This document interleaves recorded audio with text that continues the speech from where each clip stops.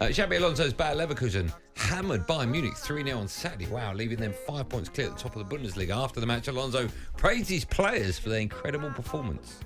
Well, we start complimenting the players. That's what comes first to my mind, because the effort they've put, the discipline they had, not being so dominant with the ball, but to be dominant without the ball. And I think that we have done that. Without the ball, we have been able to control the spaces, not to receive many chances, to wait for our chance. For sure, the first goal was really important, but the determination, the conviction of the players is what comes to my mind first. I need to say thank you to them, to push them, to help them, to keep going. Now, let's carry on our chat about Xabi Alonso. Danny Murphy should still be with us. Murphy, you there? I am. I really want to hear your views on him and the job he's doing at Bayer Leverkusen. Undefeated, 17 wins, 4 draws in the Bundesliga this season.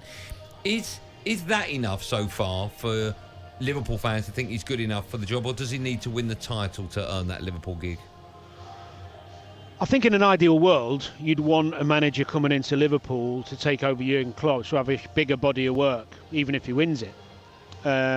Because like any footballer, you can have purple patch, you can have a wonderful season or two and vice versa in management. So in an ideal world, you'd want a manager coming in who's got this wonderful body of work. He's had success all over the place, and he's got every chance of doing what Klopp's done, because we know he's done it before. Unfortunately, I don't think that candidate is out there and stands out. So what you do next is you go to the next box, which is somebody who's potentially able to do that and got the capabilities, who looks like, a bit like buying a potentially good young footballer who looks like he's going to be a world beater. Because Alonso at the moment, with what he's doing at Leverkusen and the style in which he's doing it, looks like a super young coach with lots of qualities. He's got a team playing for him. He's got a nice style, good, easy on the eye. He's very articulate, he's calm. He's been at Liverpool before. He ticks a lot of boxes, but he doesn't tick them all. So the problem you've got is nobody does really, who I can think of. And that's why I say, and I think Alonso is going to get the gig, and probably rightly so, in my opinion, because following Jurgen Klopp for anybody is going to be difficult. It's going to be a risk. Smurf, do you think it's a case of then the new evolution of manager? Because as you said there, when you start looking at players like manager CVs, like, of course, Liverpool have got one of the best out there in Klopp. Man City have got the other one in Pep. They're probably the two that, and Ancelotti at Real Madrid, of course. But there's no one else really that kind of fits the bill at Liverpool, certainly for what they're looking for. Do you think now is the time that we are going to start to see these new, younger breed of manager like the likes of Xabi Alonso? Well, I mean, we've seen young managers. Nagelsmann got the job at Munich, and he's in his 30s. I mean, that's never been heard of. This does go on. I mean, the young lad over in France who's flying. I think managing Liverpool Football Club is very different than managing Leverkusen, because Leverkusen, although they're a successful club, they're a much smaller club, less pressure. Not even the biggest club in their own country, so it's a different pressure. But he has exceeded expectation there, so you have to suggest he's doing something really right. And the thing with Liverpool right now, when Klopp goes, the hole that's going to be left, I think one of the important things, especially short term, is getting the fans on board. And they absolutely loved Alonso anyway.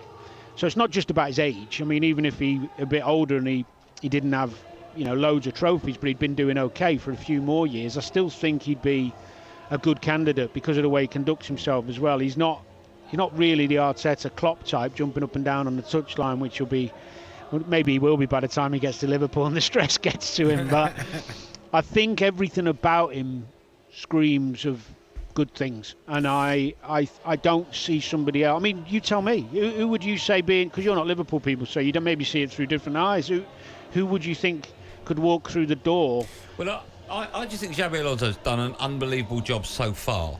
But when you've got one of the biggest clubs in world football, I think you need one of the biggest names in world football, not someone that's just done an unbelievable job for one season. I'm not saying one season wonder, but I just wonder if that's enough.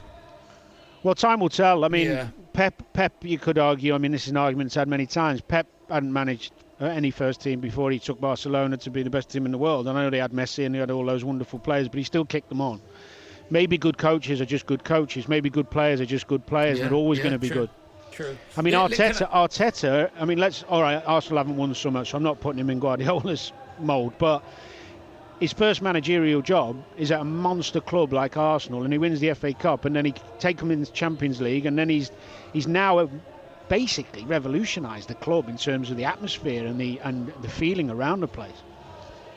Murph, did you play with Alonso at Liverpool? No, he come as I left. Him and Garcia came in, and I got binned. So they had a good swap. Murphy knew that. He actually said to me, "Watch this." No, I didn't. Murph, let me ask you this: if we don't actually factually know the reason why Klopp's leaving Liverpool, right?